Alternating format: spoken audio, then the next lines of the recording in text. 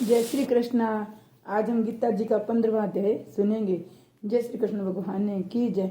उसके उपरांत श्री कृष्ण भगवान फिर बोले, हे अर्जुन, आदि पुरुष परमेश्वर रूप मूल वाले, ब्रह्म रूप मुख्य शाखा वाले, जिस संसार रूप पिंपल के वृक्ष को अविनाशी कहते हैं, जिसके वेद पत्ते कहे गए हैं, उस संसार रूप वृक्ष को जो पुरुष मूल सहित तत्व से जानता है, वे वेद के तात्पर्य को जानने वाला है।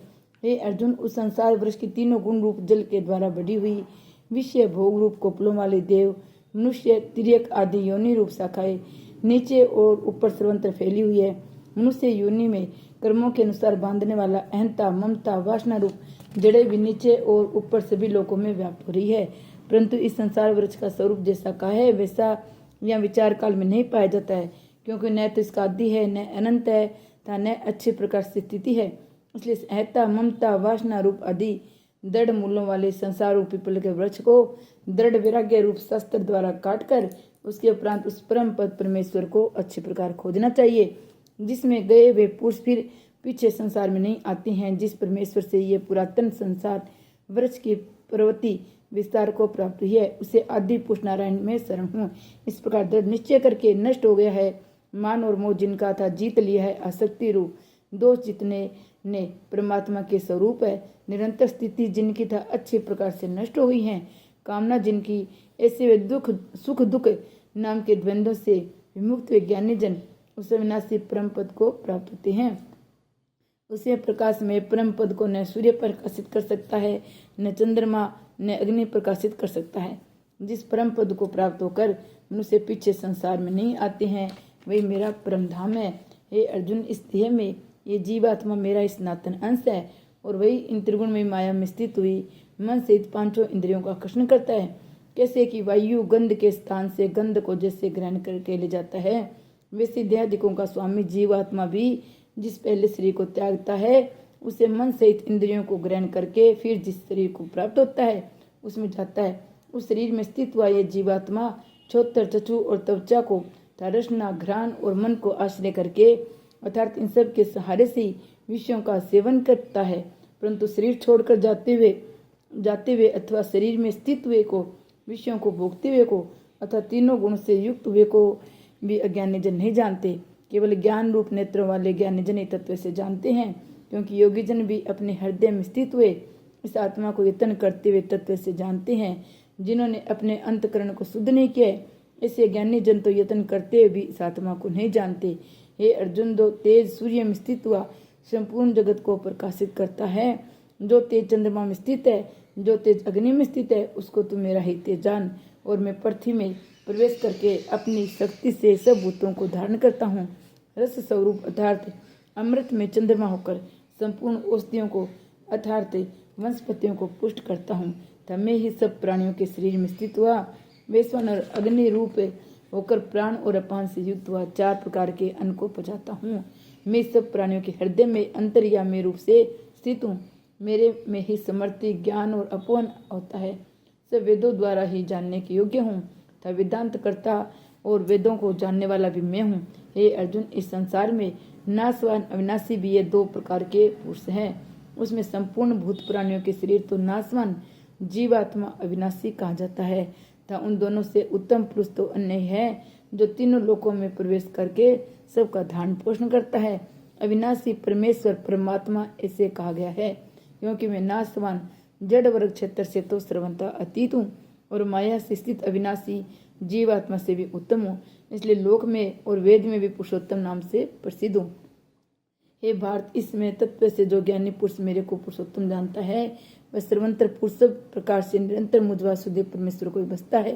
हे निष्पाप अर्जुन, ऐसे अति रहस्य युक्त गोपनीय शास्त्र मेरे द्वारा कहा गया है।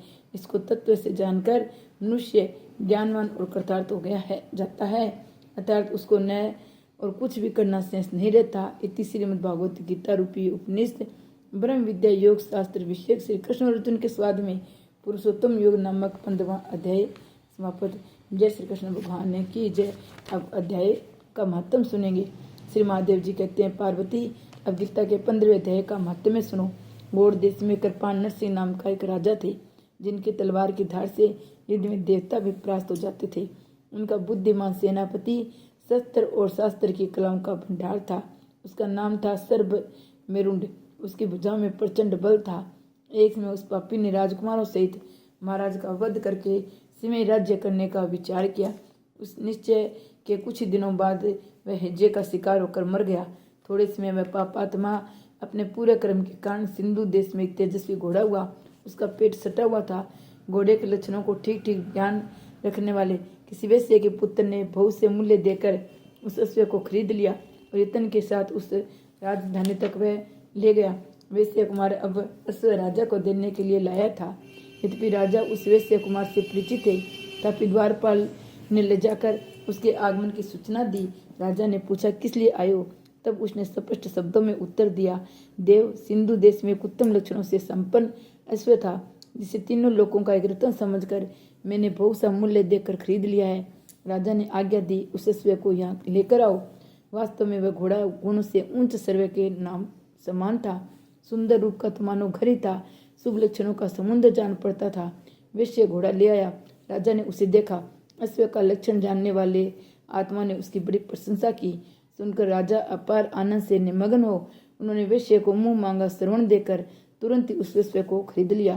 कुछ दिनों के बाद एक समय राजा शिकार खेलने के लिए उसी घोड़े पर चढ़कर वन में गए। वहां मर्गों के पीछे उन्होंने अपना घोड़ा बढ़ाया। पीछे पीछे सब ओर से दौड़ते हुए आते हुए समस्त सैनिकों का साथ छूट गया।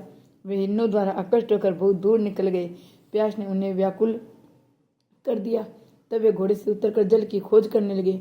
घोड़े को तो उन्होंने वृक्ष की डाली में बांध दिया। समय एक चट्टान पर चलने लगे।